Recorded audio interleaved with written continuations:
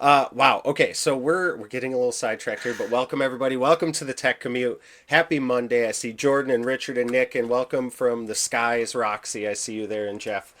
Fantastic to see everybody. I am so excited. I finally got to meet them in person last week at All Things Open AI. We've talked for quite a while, and we've had a lot of I know. interaction online. Um, and I told a couple people I had walked by you and I was like, I think that was Rachel, but I'm not 100% sure. And then I messaged you and you said you were there. I was like, yes, finally, this is like meeting one of my heroes. And I was talking to you backstage and I was explaining to you like some of the reasons that I find the way you present yourself so interesting is because no matter what the situation is, it always feels like you've been prepared. Like you speak so eloquently, I was and born ready. yeah, you were born ready. But I want you to introduce yourself, and then I want to go back to the conversation we were having right before we went live because it just touches on so many things, and again, it just gets the ball rolling. So without further ado, Rachel Lee Nabors. Yeah. Hello, hello. Thank you so much for having me, Jason. I am so glad to be here on the I'm so glad to be here. I feel like I've been on this have I been on this podcast at least once before? I know I've listened before. Have I ever been with you No, before? no, this What? is your first time. I We're know. fixing that Yeah, we are fixing introduction. it today. Fixing it today. Uh, yes, we are. So howdy, I'm Rachel Lee Nabors. I like to put the middle name with my first name, Southern style, like Sarah Lee Pies. Don't forget it. I use the they them pronouns. And I used to be big into browser development. I worked on the web animation API. I've worked on Edge. I've worked with Mozilla. I was even working on the React team during the pandemic. Shipped React Native.dev and React.dev. Woo! And now I float around in startup land and help startups make awesome products, and also fall in love with startups like the one I'm working with these days, which is agentql.com. Yep. Yeah, that's kind of what I do now. Falling in love with the agentic AI space, mostly because having worked on browsers for so long, I'm looking forward to the death of the browser, which is nigh. I do not think we're going to be using browsers in 10 years at all, like how we're using them today, probably not even in 5 years. Mmm. So, yeah, I know, shots fired. Somebody used to work on React, Mmm. right? But I'm telling you, now's the time. Wow. Okay. Well, I definitely want to get into that because I also believe that was what your talk was based around, correct? At All Things Open AI, wasn't that the It was. title of it? Yeah. Um, The death of the browser. the death of that is a spicy take right there. I'll tell you what. I want to ask you just sort of back to what the conversation we had a moment to talk before we went live here, and I was explaining to Rachel some of the reasons that I find the way she presents her information so interesting, and she made some really they made sorry I'll get better at that. Um, Rachel made We're some all learning. It's a journey. it is. Rachel may you can always just go meh every time I do it. That'll make me feel better. Oh, God, I'm not policing you. I'm policed too much as it is. Do your um, best. I forgive you. I Cha cha. appreciate that. So long as people on my Virgin Air flights go, pardon me, sir, can I get you a champagne? We're good.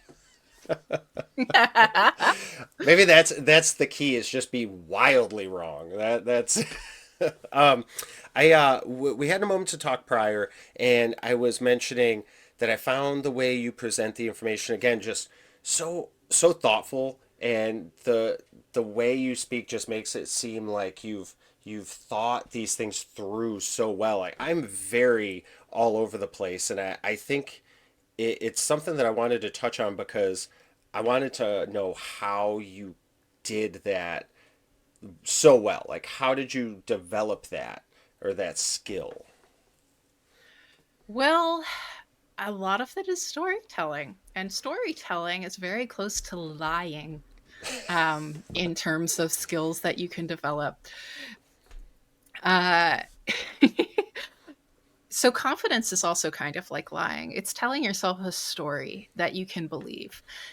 I my partner has a lot of lack of self-confidence. He's also a storyteller. And I'm like, no, the challenge here is to start telling yourself a story.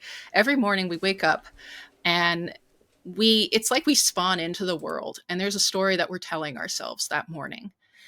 And depending on the nature of that story, it really it's going to dictate the entire outcome of your relationships. Mm. I always love these kinds of weird Korean drama comic books where the heroine wakes up like 50 years in the past in a romance novel she was reading. And she's like, I'm not the villain. I don't have any of the villain's motivation. This rich person is doing what with their time?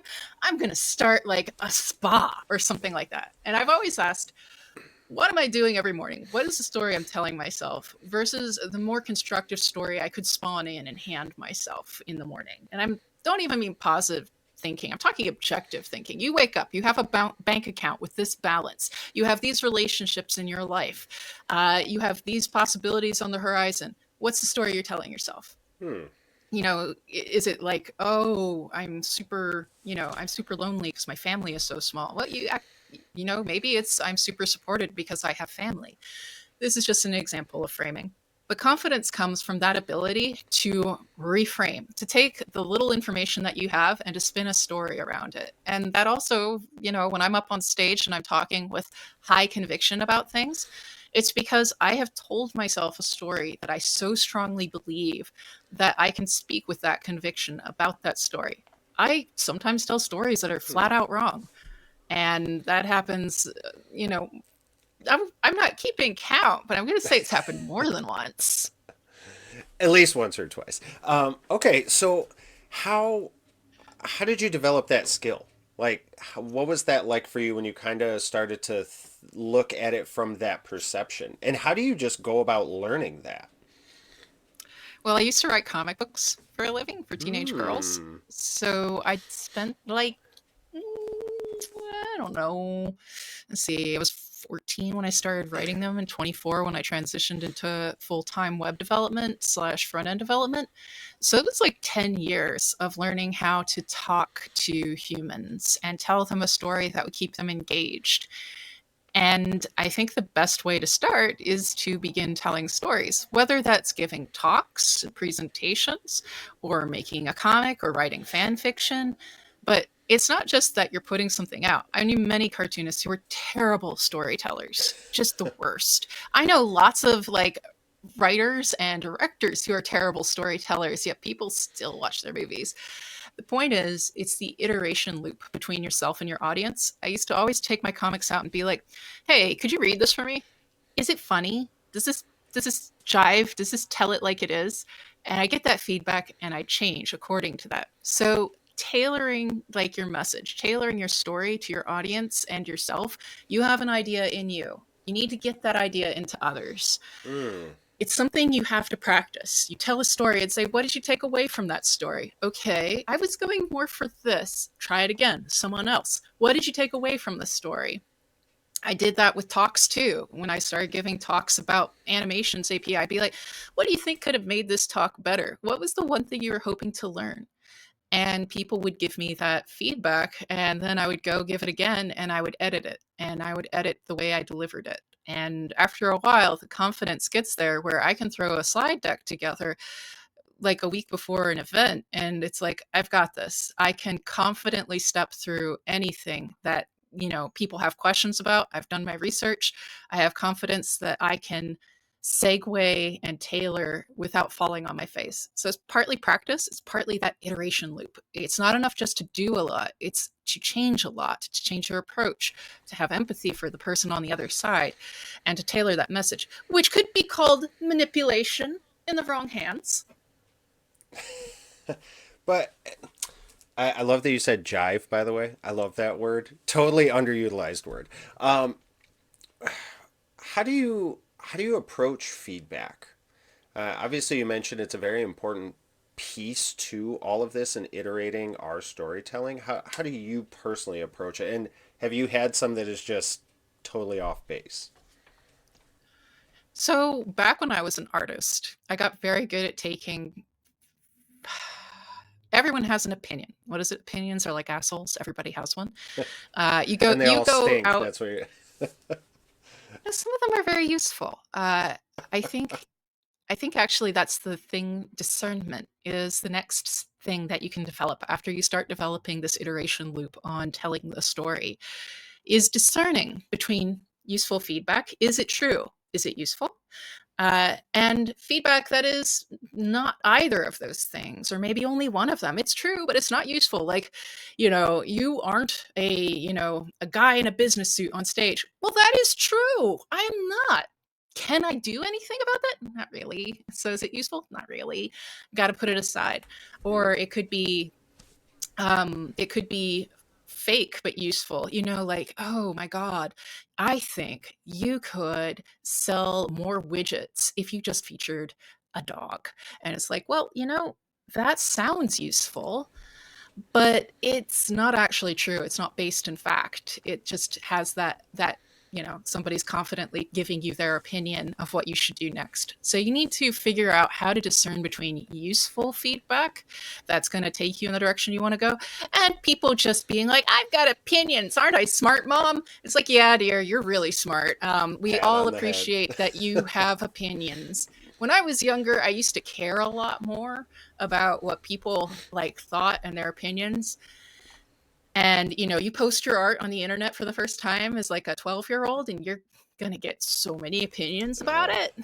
Not all of them positive. Back in those days, though, the internet was a kinder and friendlier place. People are like, you did this, and how'd you get it online? Aren't you just clever? Nowadays, it's a very different story. But yeah, it comes down to discerning between what you want to take in and realizing that lots of people are going to have nasty negative opinions. They're going to share them rather than keeping them to themselves. We've all been accused and guilty of sharing nasty negative opinions because guess what, we're humans. mm, And you got to have a little yeah. grace and forgiveness and be like, oh no, somebody hasn't had their coffee. Or, okay, this person's definitely raised in a different culture from me. I'm going to put this in that bin over there for future filings.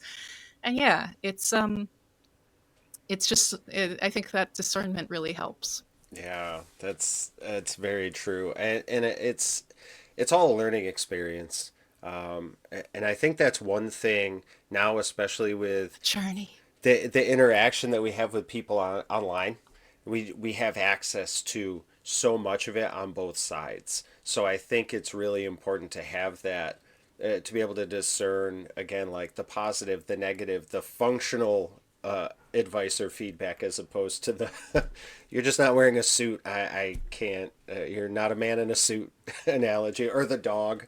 But I will say some of the people in our community here do like dogs. Shout out to Chip, my dog, the Torque mascot. But anyway, um, I wanna kind of talk about one of the first times that I was introduced to you was actually through Nate Emerson.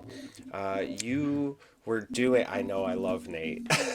I saw your eyes light up when I said I should text him right now while we're talking. But you were doing a space with him that sort of revolved around a lot to do with like the burnout of the careers, and just sort of maintaining that work life balance. And I kind of wanted to touch on that with you, but then I also wanted to ask you as far as like going from React or working in like the corporate world and then switching to startups, if that transition was part of that for you.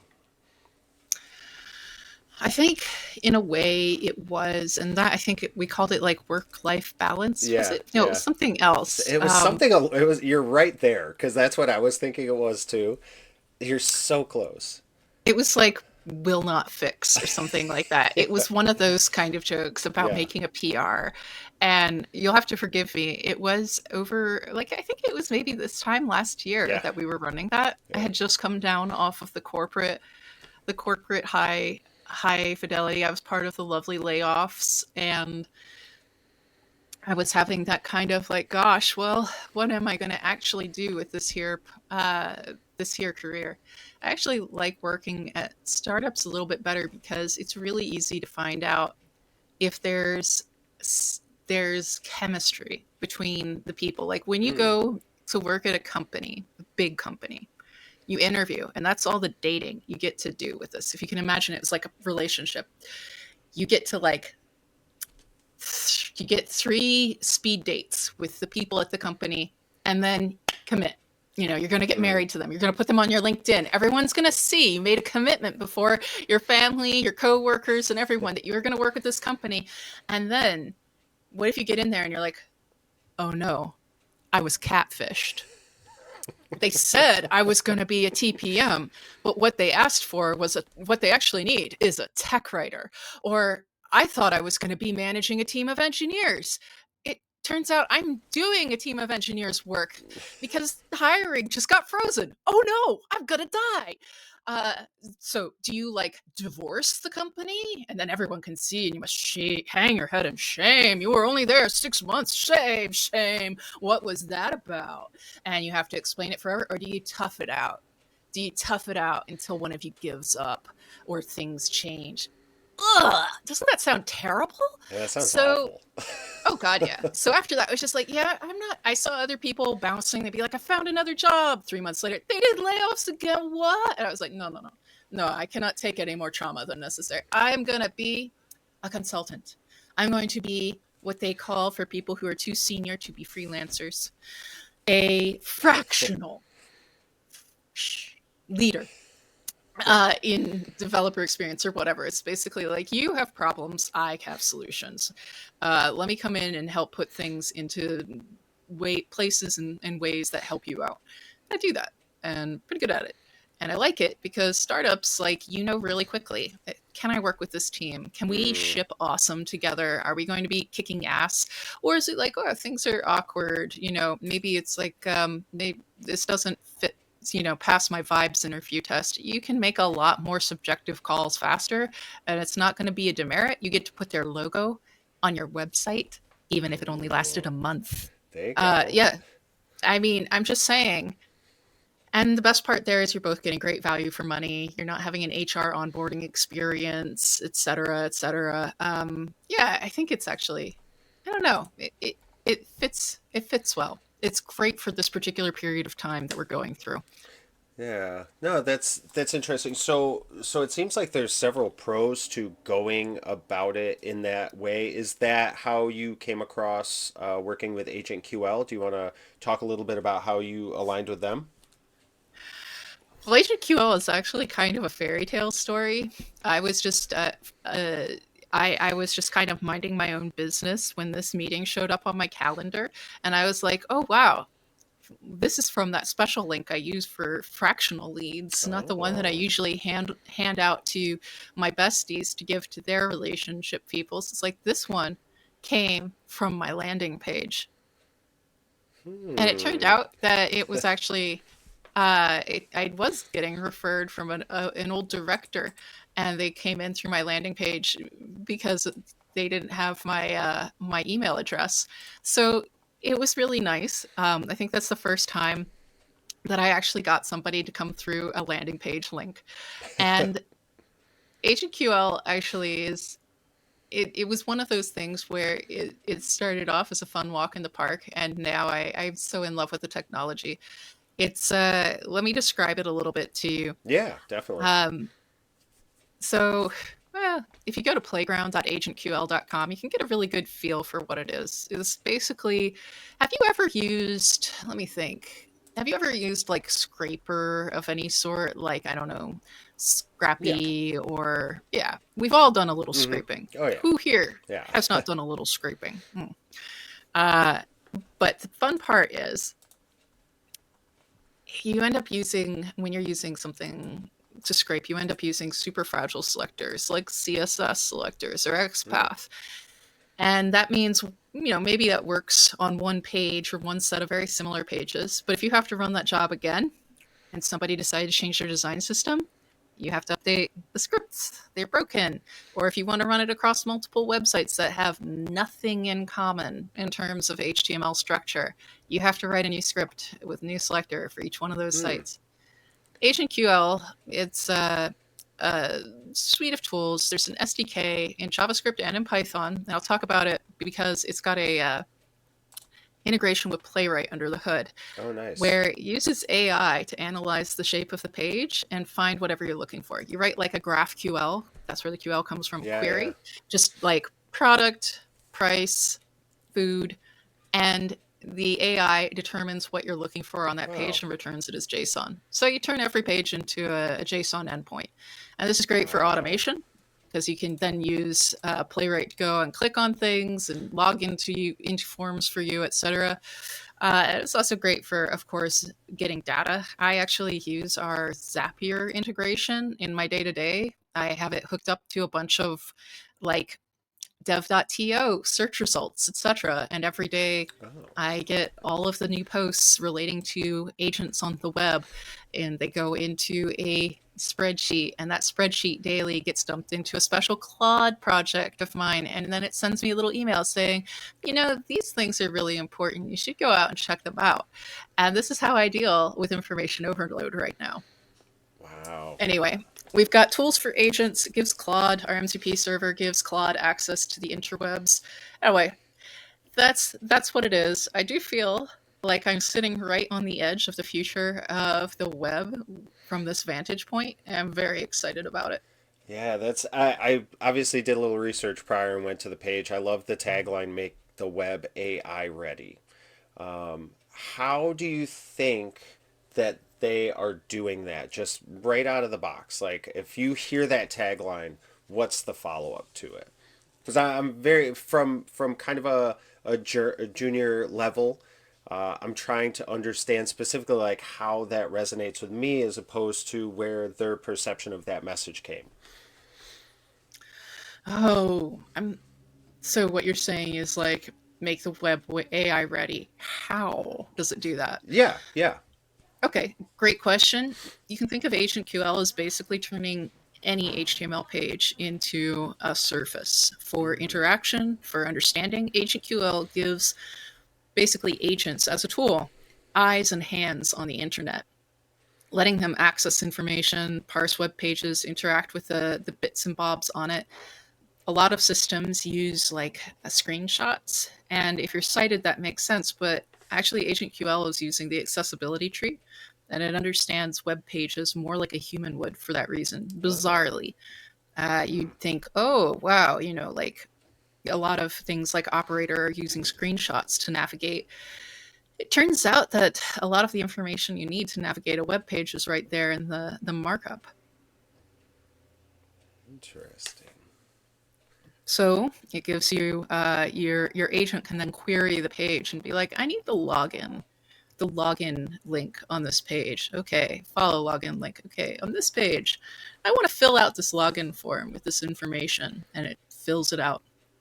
I see someone has asked, what about pages Yeah, behind I auth? was just about to say that. Everyone wants to know this. So Yeah. there's a couple of different ways around this. One, use the SDK, run it locally.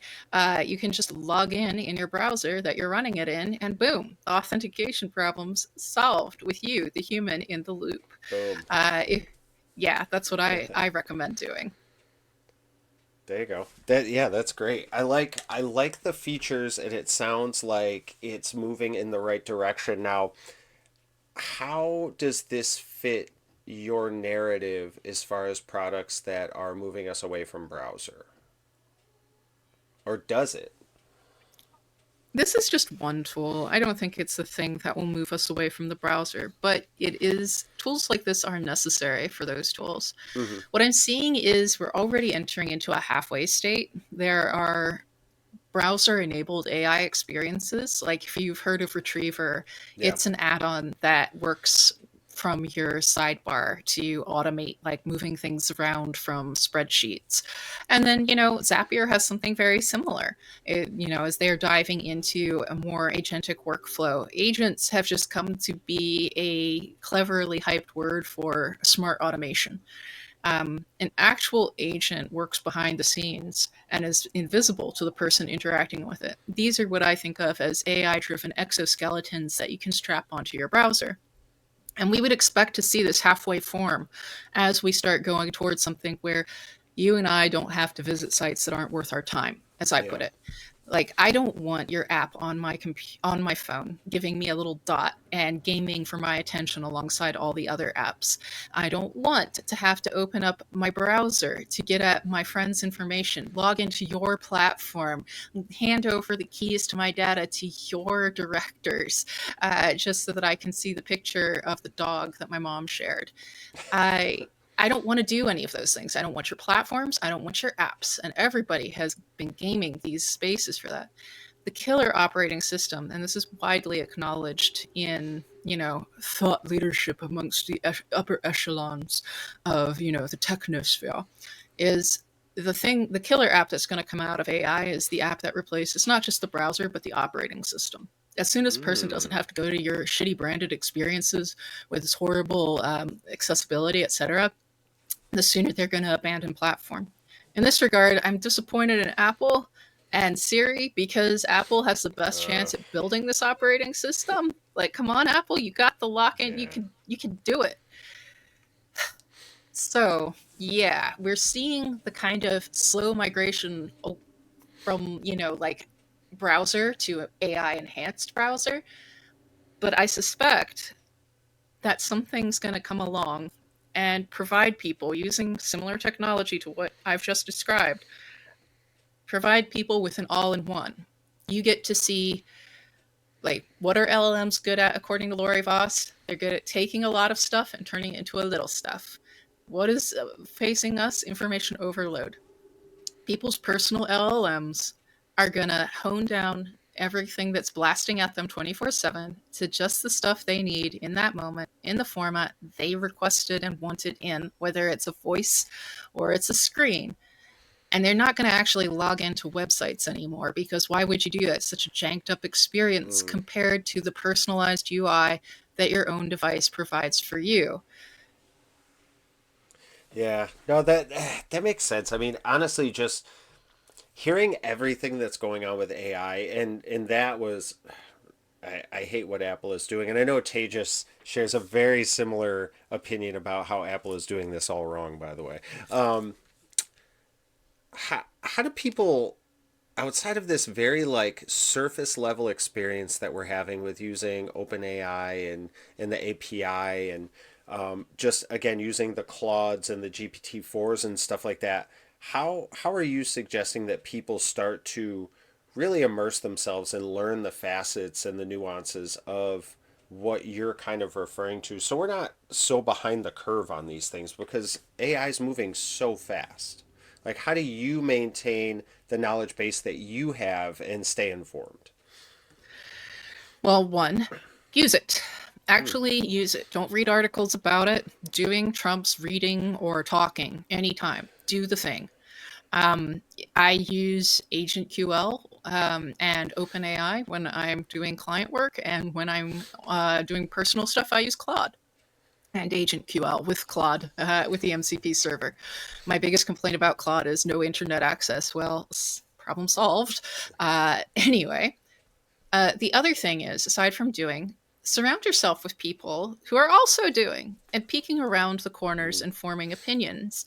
There is a huge no coming from many people in our industry as well as others about AI. There's fear, and reasonably so.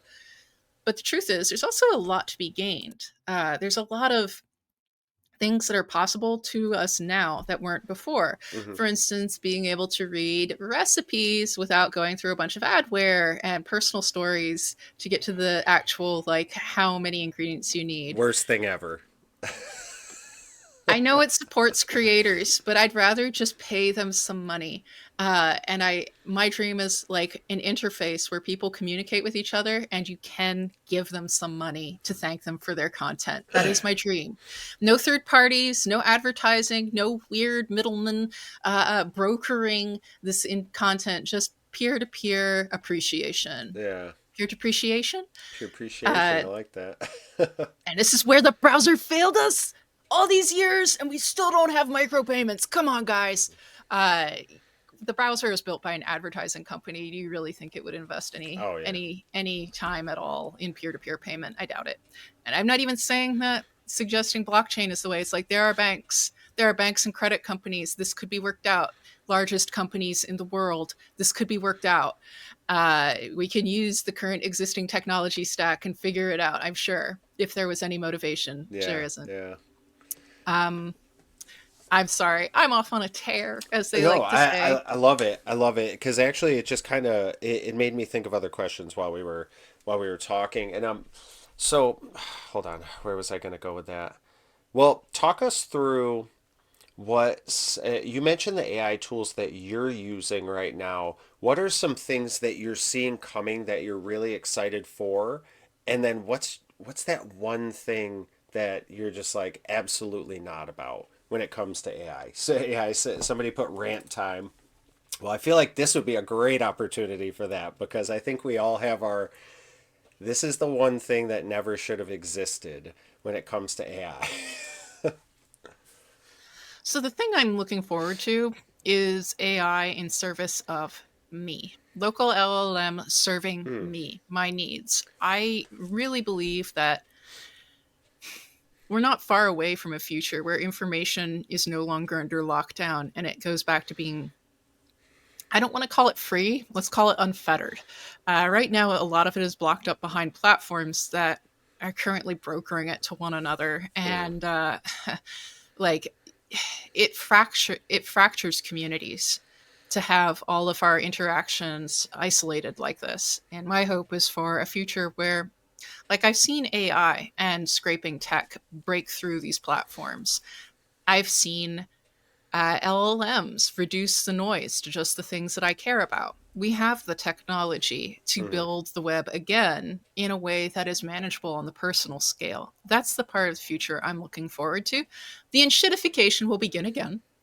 There'll have to be a free version, which is going to give you all kinds of biases and skews. We could also talk about how the models themselves are biased and have problems. And, Hmm. you cannot set foot in the forest without crushing something underneath. And that is true. But this is my hope and dream for the future is that that free and open, happy web that made everyone happy, we still have that propensity as a species and we'll get there and AI will help us. But on the other side, the thing I'm absolutely not about, AI generated illustrations, especially in tech Oh. content. I see it everywhere. It was really cute the first 400 times I saw it. Now it all looks the same, no matter how well you prompt it. I can tell you didn't pay anyone for it. It looks nasty, and it looks it looks basic. Like these things were trained on Loish. It's spelled like Lois with an H. Uh, This very popular deviant art creator back in my days created painterly art after art after art after art. I remember looking and being like, I wish I could paint like Loish. They're amazing. Now, every time I look at I can see hints of Lowish. It's like, this one has been trained on the Lowish gallery, hasn't it? Oh, I do. All these anime ladies look the same. And so when you lean on these things, they have been trained to average out what everything looks like. It's going to give you vanilla, it's going to get you the flavor that mm. everyone likes. You're going to look the same. You're gonna look like everybody else. Is that what you wanted? Is you wanted to look super basic? Why don't you just put a hat on and turn it around backwards and wear a hoodie that says, like thought leader? It's very. We've been having a problem with website designs looking the same, and now illustrations looking the same. And I think pretty much pretty soon everything is going to look the same. It's all going to look the same, and people will not be able to tell the difference from one brand to the other. And then people will be like, oh, shoot, maybe we should pay for human generated content. Because guess what? You can't train an LLM to mimic a person's, pardon, not an LLM, a visual LM, Uh, to mimic a person's art style on like fewer than most people's bodies of work. So to get something really unique and beautiful, you have to go to a human being for that. And people haven't figured it out because this is really cool. And look at what I can do now. I can add illustrations to all of my Medium posts. Meanwhile, all the Medium posts are being generated by ChatGPT and have GPT yep. generated images, and it's all becoming crap. Uh, um, It's all shout becoming out. basic. Yeah, it really is. Um, I almost touched my head. Wait, I have a backward hat on. Oh. Oh, did I strike a No. nerve? Where's your beret? No, You should be I wearing took AirPods and a I beret. took the hoodie off fortunately. But I I want to I guess ask you specifically since we're kind of talking about again just the vanilla world of everything sort of being in this mundane area like how are you suggesting people sort of stand out now? Like, how do you make that move so that you're rising up out of it besides just the original content? I mean, and again, these questions are kind of stemming from the junior dev. We have a ton of people who are self-taught and looking for their first roles and stuff like that. And again, the market is flooded. So just larger picture, how are we supposed to stand out now in this crowd? How do you suggest that? I think a lot of people are using this technology in mundane ways. And sometimes there's a place for mundane. I don't feel like reformatting all this markdown to link to use target blank to link to external links. Do it for me. Perfect. You just saved me like 15 minutes out of my life there. Mwah. I mean, when do you get to trade and keep your lifespan? Very rarely.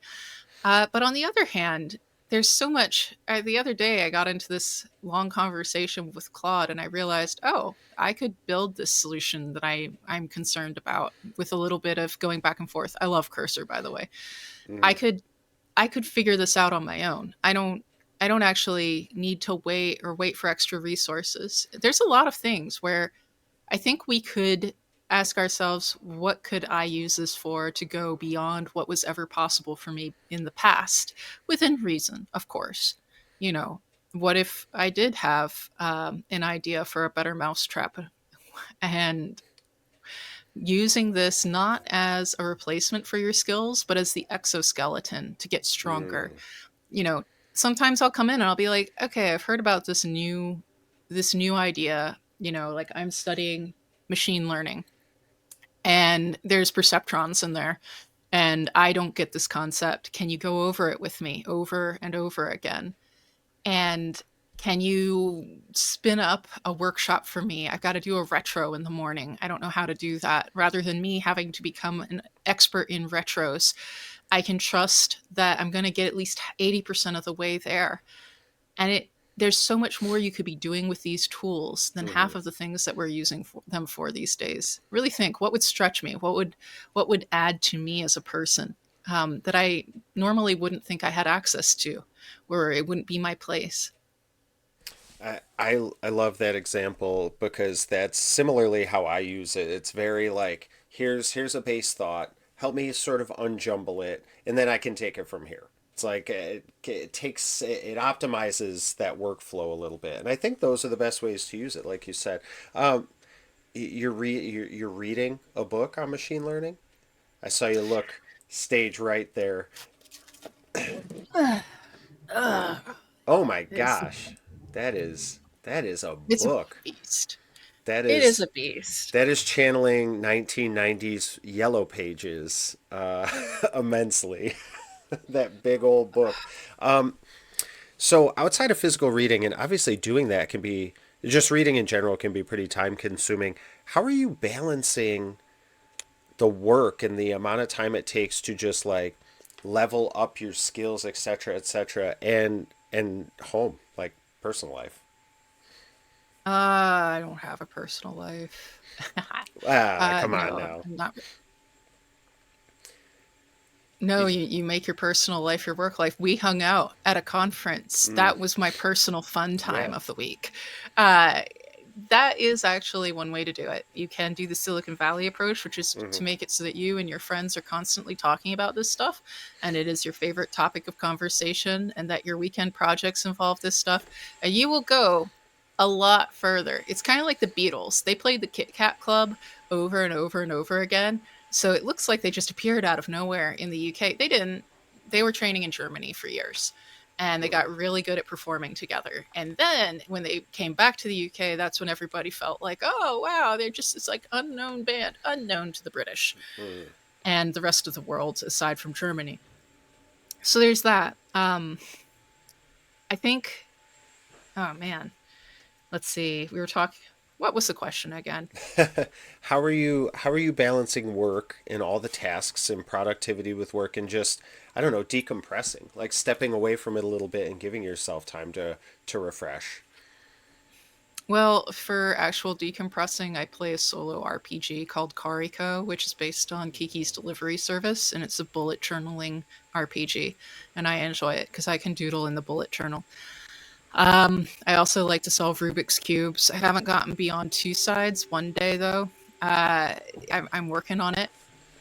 But I will say that keeping up should be a part of the job. If this is something you're Mm. excited by and you want to get into it, just tell your manager, just be like, I want to go be an AI engineer. I want to do AI at the company. Right now they have budget for that. They're like, I've been given this money to do AI better at the company. Do AI. And that is actually, that's a great place to start. But I definitely recommend go in with friends because you learn so much faster when you're working as a pack of velociraptors as opposed to a singular tyrannosaur. One of you is going to be like, I am excited about this integration. I am excited about this problem space. And you'll be tackling it together, and you won't have to know everything, which I think for a long time we've been trained that you have to be an expert about all this stuff. No, it's about combining different pieces from different parts of the world to solve problems. You just need to see the connections between the things. It's the decision making, it's the prioritization, it's the strategy.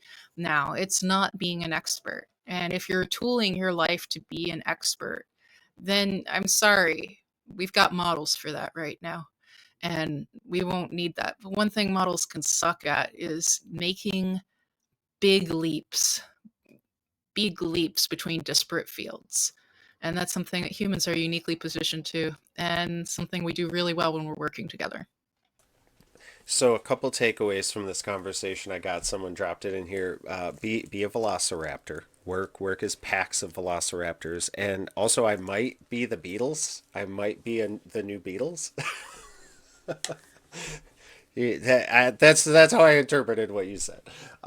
These are great. I love the things again you're saying are just resonating so much with people here. I'm expecting a lot of people to be quoting these after this.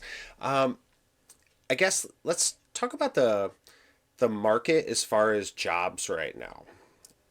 You've been in the industry for how many years? Ballpark? Uh, God, that would be giving my age away, wouldn't it? I've Not been around like necessarily. two Not necessarily. decades. Okay, that's a couple, a couple. So you've seen so many different changes and working from like in larger orgs to working with startups, et cetera, et cetera. What's one thing that you've seen consistently stay the same in the job market over time? Or maybe it's nothing. It comes and goes in cycles. I mean, I've been here for a while, but I haven't always been in big tech. I actually Hmm. started in startups, but that was during a recession. And then everybody was making money as big tech started ramping up when I was traveling the world giving workshops. Because back in the day when I started, couldn't make a lot of money. So I was just like, I'll go give workshops. That pays as well. Meanwhile, everyone was getting paid a lot and I didn't realize it. So I missed that boat. Um, Everything comes in cycles, is what I know from talking with folks. Before this era, there was a dot-com bubble where everyone was pouring money into dot com this. If you don't have a website, you don't have a plan, but they didn't quite know how to make money off of it, and then it exploded. I suspect we'll see the same with AI. Right now, we're getting a free ride on a lot of AI. I think Sam Altman was like, we're not even turning a profit off of our pro model at one point. And I was like, I don't think you should be bragging about that. We've Yeah. got so many users and we're just giving it away. It's like, what happens when you charge what it actually costs you to run it? What happens when people realize just how bad for the environment this is and regulation starts clamping down and you have to build all of your servers in sad little nations that will accept your terrible energy consumption? Like, what is that? What I don't know that you should be proud that people are eating at your free buffet. Yeah. Everyone likes a free buffet. But what happens when you're like, okay, now we're going to pay for the buffet? Or, okay, now the buffet is going to make money. We've already done this. This happens over and over again. It's going to happen again with AI. It happens over and over. I think leadership is all very excited at the idea that they're going to make lots more money by somehow just not having engineers. It's going to be decades before they realize that particular vision. And by then, they'll have hired a bunch of AI engineers to do whatever it is that AI engineers do best in the future of how we code platforms and such. I think there will be massive impacts in the long term, even today, on how non-engineers are working. I still think the safest place to be is near the center of the hurricane. You want to be a part of the change. You want to ride the change, even if you're not an engineer and you're at a company and you're like, oh, I hear a lot about AI. Guess what? Back during, like, right after the dot com bust and everything, people were like, well, we still need a website. Jane, you like to build those GeoCities sites about your dog, right? Build our site. And that happens. You get to be that person at the company who's like, well, I'm happy to see how we can automate some of these calls. And that's just how things will go. Eventually, it's going to be everyone's job to feed into whatever system that you've built to make, more efficient call center work faster. And yeah, it's a these things come in cycles. I wouldn't be too worried. Don't run away from the AI. Run into it. Ride the wave. Embrace the superpowers it's giving you instead of listening to the people who are worried about their jobs saying how they're not really superpowers. They're superpowers. And enjoy it. And even if it is a bad time, I came of age during a bad time. Nobody would hire me as a front end developer because everyone was losing their shirts in the stock market. I mean, not the stock market, pardon me, the real estate market, which Real then estate. hit the stock market. Yeah. Nobody wanted to give me a job or money. It was kind of terrible. So I went out and made things that made me happy. I made interactive web comics. I made web animation API standards, and I traveled the world and gave talks on them. Was it a traditional career path? No. Did I end up leading a fulfilled life later when the world picked up again? Absolutely. Nice. Things change. You can't predict what's going to happen tomorrow. So focus on riding the change and learning as much as you can and hanging out with people who are as excited about the future as you would hope to be. Nice. See, like that right there. That was such a quotable. I'm just taking it all in. Ah, that was so good. I love that. You're very creative, I would say. The web comics, the art, just again the way you speak and everything, and the storytelling in general.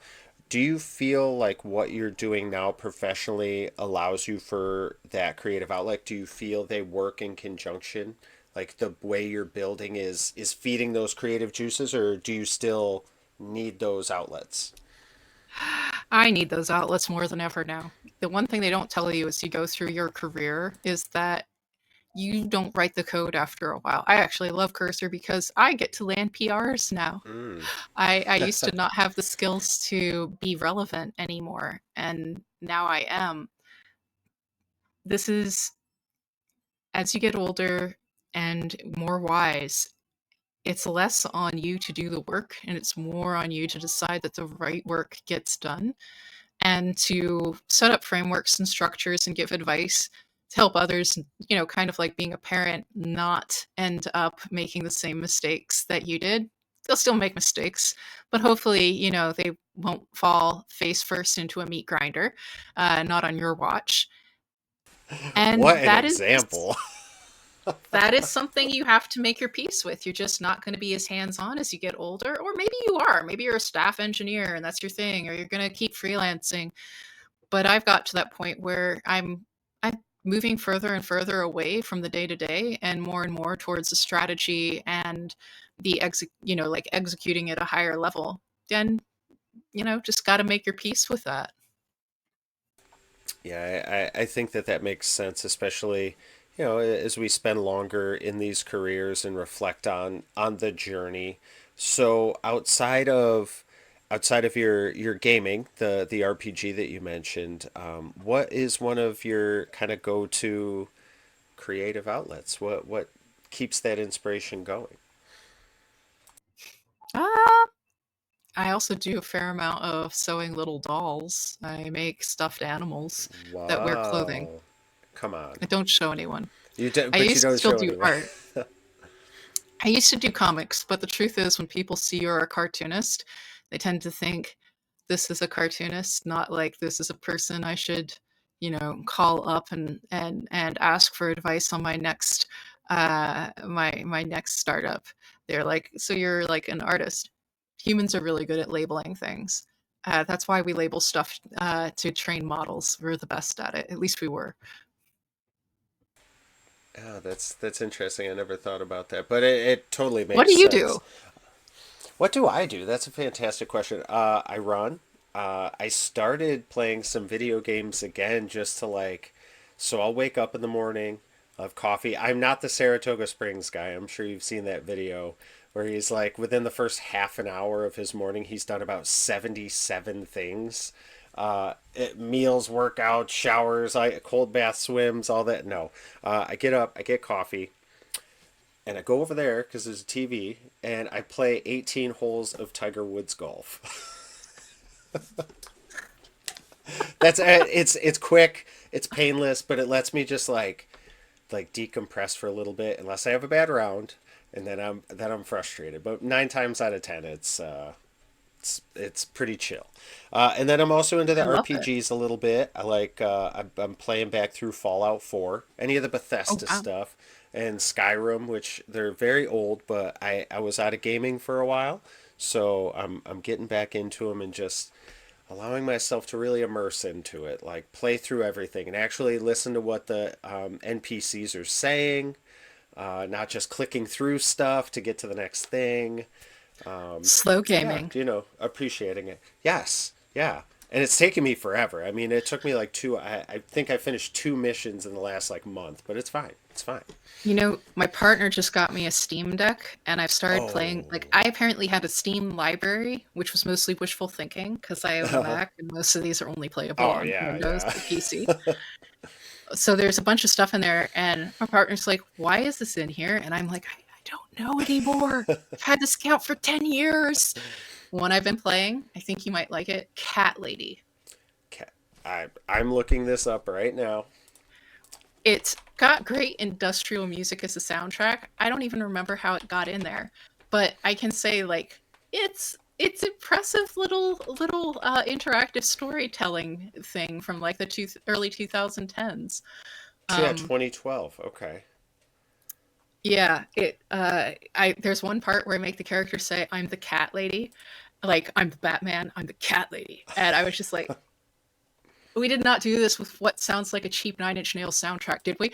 Uh, so anyway, that's my top pick. That I love it. I'm totally checking that out. I searched it. It is pulled up. We're already somehow at time. This is awesome. Such a good conversation. I feel like we should get a coffee chat too, because I would love to just at some point chat off the books. But yeah, this was cool. I do have one last question, and again, huge shout out. Are you have any upcoming talks that anybody can see you at? Give yourself a little shameless plug opportunity here. Well, if you're coming to Data Council in Oakland in April, I'll see you there. I'll be giving you the best introduction to how GPTs really work that you'll have ever seen. So please come to that.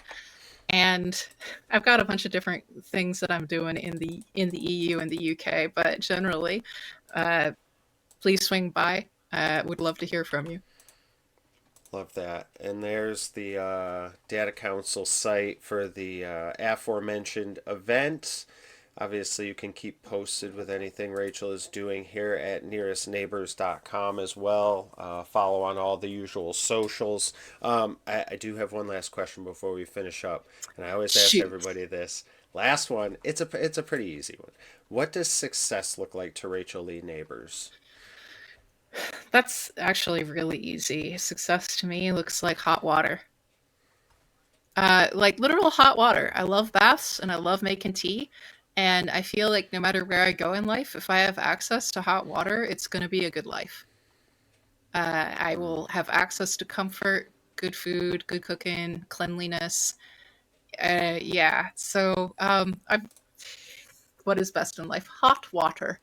Having access to it. I love that. What's your go-to tea, by the way? If I'm looking at a menu and I don't know what I'm looking at, I always reach for the, full leaf Assam tea. I'm really fond Awesome. of the multi flavors that come out of India. Hmm. What about yourself? Well, I usually default to a peppermint. We have a really nice peppermint one that we have at night before bed. I like fruity notes, but I also like the mint. Um, I'll have to look at what the one we had in there was as well. My wife picks all of them out, but she's very conscious about like the sourcing and everything. So the quality is very good. Um, but I'll have to look. I do like peppermint steeped for the perfect like about 7 minutes. I don't want it to start getting into the bitter round.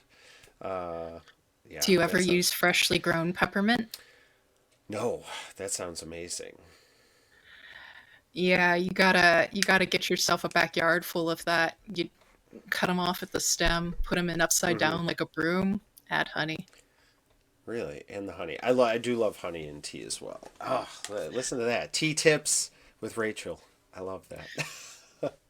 I look forward to seeing your peppermint garden one day. It's coming, and I will send you pictures of it. It's almost actually. It's almost time to start planting stuff. I'll send you picture. My wife has quite the green thumb. We have a lot going on here, so peppermint's probably right in her wheelhouse. But yeah, that sounds very good. I might actually go have some tea with honey now as well. I think that's a beautiful note to end on, and I endorse this. I really think it is as well. So to everybody in the chat, thank you so much for being here and hanging out with us. Really great conversation. We'll get some sound bites out of this and get some clips up, and I'll share them with you as well, Rachel. Is there a last closing thought you would like to give us, and we'll wrap up? It was really nice to meet everybody here. Thank you all for coming. I'm really appreciating the Untitled Goose Game Goose avatar I'm seeing from Ghibli Magic. You seem like my kind of person. Inquire 241. I'm watching what you're reading over here, and you all seem like really cool human beings. So game recognizes game. If I may be so forward as to refer to myself as such, but y'all rock. Thanks for coming out. Yeah, thank you to the homies in the chat. All available down in the Torque community because that's where we all like to hang out usually afterwards. You can find us there. Find out any other events that are coming up that we're doing. I see Jalen came in. Good to see him. But other than that, everybody remember it's nice to be important, but it's more important to be nice. I hope you have a great rest of your Monday. Toodles. Oh, we doing the hearts here. Oh, does it do it? Does yours do it? No, Ah, now that it's mine, I think I turned it off. Well, that was awkward. All right. Bye, it's everybody. okay. It's the thought that counts.